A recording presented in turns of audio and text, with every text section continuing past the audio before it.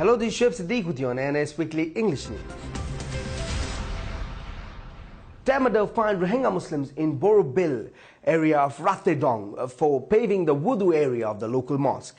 Our correspondents from the neighboring village of Rajabil and Sohofarang say locals had agreed to pave the mosque as a rainy season made the soil besides the mosque muddy. However, the information was passed to the military by the local collaborators. The military came to the area on last Sunday and threatened Rohingyas with consequences for paving the area. They said the Muslims had not been given permission to freely practice their religion and they had no rights to do building works. The Rohingyas were forced to pay 100,000 Myanmar kyat. The Myanmar army has killed a Rohingya Muslim for refusing to work for them without charge, local residents told Arkan News Agency. A Rohingya Muslim man named Abdul Malik Abu Hussein, aged 53, from the town of Butidong was carrying out his daily work near his village when he came across by the army personnel and asked him to work for them without any payment, but the victim refused to obey their orders, prompting them to beat him to death. According to the correspondent, the army officials in the village threatened the family of the victim to prison them in the event of a complaint to the higher authorities in the city and said they would give them 2 million Myanmar kyat as a compensation of this attack. The victim's family was afraid of the threat and obeyed orders and buried the body, the correspondent added. It should be noted that the Myanmar forces assault on Rohingya Muslims in the state of Arakan on a daily basis, and these attacks happen with individual agenda or under the guidance of officials and leaders.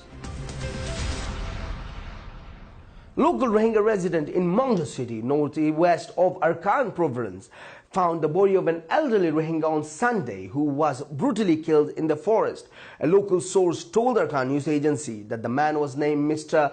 Salimullah Nazir Hussain, aged 42, left his village on Thursday morning in the near forest. After his delay in returning home, his family and the neighbors searched for him in the middle of the forest. A local source told Arkan News Agency that the man was named Mr. Salimullah Nazir Hussain, aged 42, left his village on Thursday morning to near forest. After his delay in returning home, his family and neighbors searched for him in the middle of the forest. The source pointed out that the victim's body was found in herbaceous and various stab marks in the body.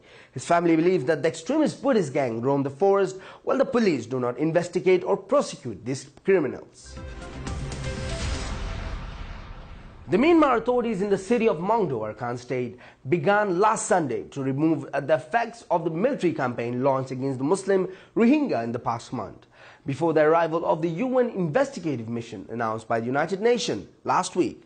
The sources said the local authorities had sent several bulldozers to remove the remains of the burned and destroyed houses and remains of the Rohingya after the military campaign launched since October 9th last year.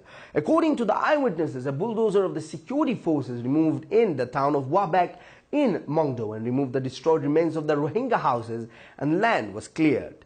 They also dug away the graves where the bodies of the victims were buried.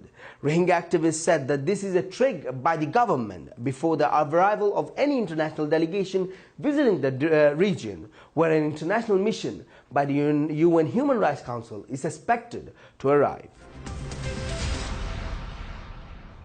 Myanmar Foreign Ministry said fact-finding mission could do more to inflame issues rather than resolve them. The government of Myanmar has rebuffed the United Nations decision to probe into alleged human rights violation in the country's western Arakan state, according to the official media reports on last Saturday. The UN Human Rights Council on last Friday decided to send an international fact-finding mission to the Southeast Asian country to establish the facts and the circumstances of alleged violation by the military and security forces and abuses against Rohingya Muslims in particular. The state-run newspaper on last Saturday published a statement of Foreign Ministry saying the establishment of the mission would do more to inflame rather than resolve the issue at this time. Myanmar has disassociated itself from the resolution as a whole, the statement said, adding that the decision was not in accord with the complex and challenging situation on the ground and the national circumstances. The government also said it would set out a clear action plan for the prompt implementation of the interim recommendation made by the former UN Chief Kofi Annan-led Advisory Committee on Arakan State last week. Arakan Rohingya Union ARU, the European Rohingya Council ERC, welcomed the adoption of UN Human Rights Council resolution on Myanmar. The United Nations Human Rights Council has agreed to send an international fact-finding mission to investigate widespread allegations of killings, rapes and torture by Myanmar armed force against Rohingya ethnic minority in Arakan, Rakhine State. Arakan Rohingya Union and the European Rohingya Council warmly welcomes the HRC resolution calling for sending an international fact-finding mission to Arakan to investigate crimes against humanity committed by the government of Myanmar and armed forces, combination of army, BJP personnel and township police, accompanied by the local government officials. The Global Rohingya Center GRC participated in a seminar entitled Rights of Muslim Minorities Against Marginalization and Persecution, held last Wednesday in the Sudanese capital Khartoum. The seminar was represented by its director in Sudan, Abdullah Hafiz, who raised the seminar by commenting on the Muslims of Rohingya and the oppression they are subjected to by the police, army and the Buddhist extremists in Myanmar. The seminar was resulted in writing of 10 laws which will be represented by the jurists and diplomats in international forums and human rights forums. And the initiation of these laws are focused to protect the rights of minorities and the rights of Muslim minorities, to be specific. The seminar was organized by the civil aid organization in cooperation for Center for Minority Studies, Sudan office. The number of participation were 40 individuals from the field of law, a specialized center for human rights, the Bar Association, activists in the fields of human rights and minorities, as well as a number of media professionals. A government-supported hospital will be built in Arakan, Myanmar, for the treatment of all residents of the state. The Indonesian news agency Antara reported. Indonesian Vice President Yusuf Kala expressed his optimism about the construction of the hospital and the completion of its construction in 2017. According to the agency, the government will send a technical team to review all things such as finding workers and others after the completion of construction.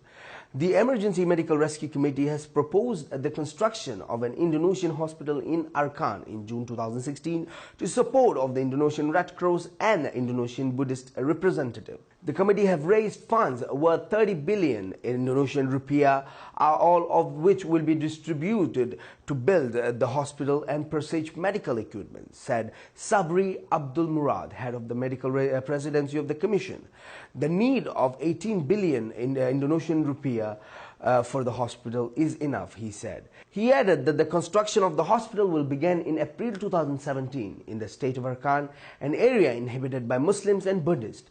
The hospital is a neutral place and serves the interests of people of different faith and social classes in hope of rapprochement and mutual trust.